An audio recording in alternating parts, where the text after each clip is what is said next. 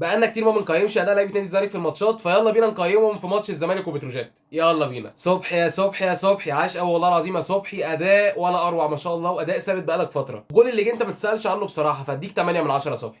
عمر جابر 6 من 10، الونش 7 من 10، حسام عبد المجيد 8 من 10، محمد حمدي 5 من 10، فتوح 5 من 10، شحاته 7 من 10، ايشو 8 من 10، واول مره اديله تقييم زي ده بصراحه، عاش قوي يا ايشو. سيف جعفر 5 من 10، ما حسيتش بيه النهارده.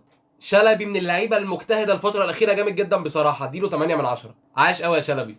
حسام اشرف 5 من 10، ما حسيتش بيه برضه. المايسترو عبد الله السعيد 7 من 10. ايمن امير عبد العزيز نزل شاط كوره جميله وصنع جول واداء جامد جدا بصراحه، 7 من 10. المايسترو عمي وعم عيالي محمود عبد الرازق حسن فضل الله شيكابالا 10 من 10 يا شيكا. محمد السيد ابقى بظلمه لو اديته تقييم بصراحه، بس هو نزل فرق وادى منظر كان نص ملعب نادي الزمالك، فاديله 7 من 10. او الزناري ابقى بظلمه بجد لو اديته تقييم، لانه ما لحقش يعني يعمل حاجه. وبس كده، سلام.